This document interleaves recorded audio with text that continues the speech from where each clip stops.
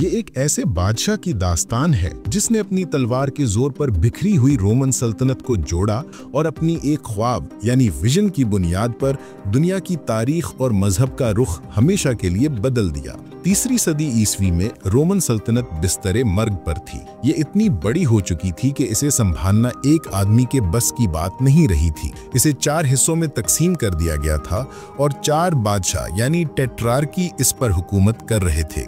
हर तरफ साजिशें, खाना जंगी और ईसाइयों का कत्लेआम जारी था। इस अफरा तफरी में एक नौजवान उभरा जिसका नाम कॉन्स्टेंटाइन था। कॉन्स्टेंटाइन 272 ईस्वी में नेश यानी मौजूदा सर्बिया में पैदा हुआ। इसका बाप कॉन्स्टेंटियस मगरबी रूम का एक ताकतवर जर्नैल और बाद में सीजर यानी जूनियर बादशाह बना, लेकिन इसकी माँ हेलेना एक मामूली सराय चलाने वाली खातून थी जो बाद में सेंट हेलेना बनी। कॉन्स्टेंटाइन की जवानी रोम के मशरकी दारुल हुकूमत यानी निकोमीडिया में सीनियर शहंशाह गैलेरियस के दरबार में गुजरी। बज़ाहिर वो वहाँ मेहमान था, लेकिन हकीकत में वो एक यरगमाली यानी हॉस्टेज था ताकि इसका बाप मगरिब में बगावत ना कर सके। 305 ईस्वी में कॉन्स्टेंटाइन को अपनी जान का खतरा महसूस हुआ। एक रात उसने मौका पाकर गैलेरियस से अपने बीमार बाप से मिलने की इजाजत ली। इससे पहले कि शहंशाह अपना इरादा बदलता, कॉन्स्टेंटाइन रातों रात फरार हो गया। वो इतनी तेजी से घोड़ा दौड़ाता हुआ यूरोप के पार गया कि उसने रास्ते में हर पड़ाव यानी पोस्ट हाउस के घोड़ों की टांगें काट दी ताकि कोई इसका पीछा न कर सके। वो सीधा बर्तानिया यार्क पहुंचा जहां उसका बाप बिस्तरे मर्ग पर था।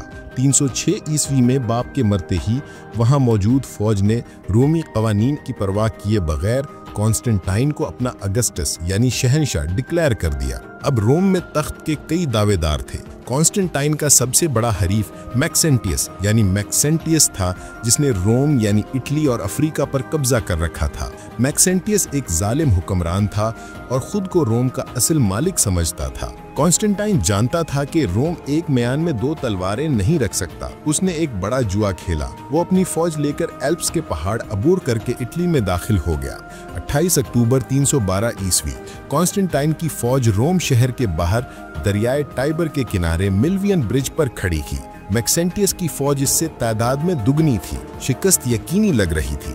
जंग से एक रात पहले कुछ अजीब हुआ। तारीखी रवायात के मुताबिक कॉन्स्टेंटाइन ने दोपहर के वक्त आसमान की तरफ देखा। उसे सूरज के ऊपर रोशनी से बना एक सलीब यानी क्रॉस या एक निशान नजर आया जिस पर यूनानी में लिखा था इन होक सिग्नो विंसेस, यानी इस निशान के साथ तुम फतह पाओगे। इसी रात उसे ख्वाब में हजरत ईसा अलैहिस्सलाम नजर आए जिन्होंने उसे अपनी ढालों पर ये आसमानी निशान यानी कायरो यानी मसीह के नाम के पहले 2 हरूफ पेंट करने का हुक्म दिया। कॉन्स्टेंटाइन जो इससे पहले सूरज देवता यानी सोल इनविक्टस का पुजारी था, इस ख्वाब से मुतासिर हुआ। उसने अपनी फौज को ढालों पर यह निशान बनाने का हुक्म दिया। अगली सुबह जंग हुई। मैक्सेंटियस ने एक गलती की। उसने शहर की मजबूत दीवारों के पीछे रहने के बजाय बाहर निकलकर लड़ने का फैसला किया। वो एक लकड़ी के आर्जी पुल पर अपनी फौज ला रहा था कि पुल टूट गया। मैक्सेंटियस अपने भारी हथियारों समेत दरिया में डूबकर हलाक हो गया। कॉन्स्टेंटाइन फातिह बनकर रोम में दाखिल हुआ।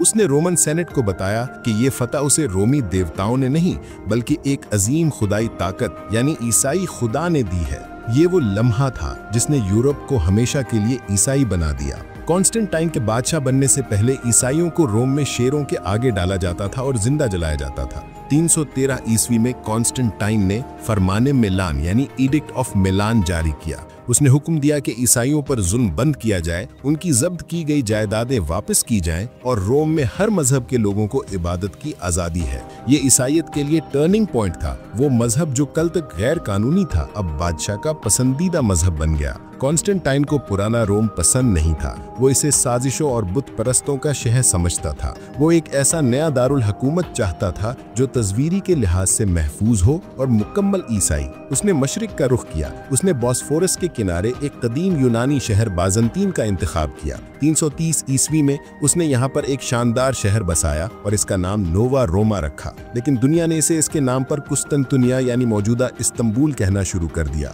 उसने वहाँ पर पुराने मंदिरों की जगह अजीमुशान गिरजाघर जैसे हेगिया आयरीन बनवाए। ये शहर अगले 1000 साल तक रोमन यानी बाज़ंतीनी सल्तनत का दारुल हुकूमत और दुनिया का अमीर तरीन शहर रहा। कॉन्स्टेंटाइन एक सिपाही था। उसे नज़्म-ओ-ज़ब्त पसंद था। जब उसने देखा कि ईसाई पादरी आपस में लड़ रहे हैं खास तौर पर हजरत ईसा अलैहिस्सलाम की अलूहियत के मसले पर, तो उसे बहुत गुस्सा आया। 325 ईस्वी में उसने दुनिया भर के बिशप्स को शहर नाइसिया में बुलाया। उसने मेज पर हाथ मारकर कहा कि जब तक तुम एक अकीदे पर मुत्तफिक नहीं हो जाते, यहाँ से कोई नहीं जाएगा। इस तरह नाइसीन क्रीड वजूद में आया, जो आज भी ज्यादातर ईसाइयों का बुनियादी अकीदा है। कॉन्स्टेंटाइन ने बाइबल को यकजा करने और ईसाइयत को एक मुनज़्ज़म मजहब बनाने में कलीदी किरदार अदा किया। कॉन्स्टेंटाइन की अवामी जिंदगी शानदार थी, लेकिन निजी जिंदगी एक खौफनाक अलमिये का शिकार थी। 326 ईस्वी में किसी घरेलू साजिश या शक की बुनियाद पर उसने अपने सबसे बड़े और काबिल बेटे क्रिस्पस को जहर देकर मरवा दिया।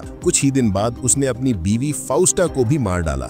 कहा जाता है कि उसे इंतहाई गर्म हमाम में बंद करके दम घोंटकर मार दिया गया था। ये कॉन्स्टेंटाइन की जिंदगी का सबसे काला बाब था, जिस पर मुअर्रिखीन आज भी बहस करते हैं। अगरचे कॉन्स्टेंटाइन ने सारी जिंदगी ईसाइयत की सपोर्ट की, लेकिन उसने बाज़ाब्ता ईसाइयत कबूल नहीं की थी। वो शायद अपने गुनाहों यानी जंगों और कत्ल से डरता था। 337 ईस्वी में जब वो बिस्तरे मर्ग पर था, उसने आखिरकार ईसाई लिबास पहना और बैप्टिज्म यानी बपतिस्मा ले लिया ताकि वो पाक होकर मरे। उसकी वफात के बाद उसे कुस्तुनतुनिया में रसूलों के चर्च में दफन किया गया। कॉन्स्टेंटाइन द ग्रेट को इसलिए ग्रेट कहा जाता है क्योंकि उसने दो काम किए जो आज भी कायम है। उसने ईसाइयत को दुनिया का सबसे बड़ा मजहब बनने का रास्ता दिया, और उसने इस्तांबुल यानी कुस्तुनतुनिया बसाया, जो तारीख के अहम तरीन शहरों में से है। वो एक रोमी काफिर यानी पैगन पैदा हुआ था, लेकिन एक ईसाई सेंट बनकर मरा।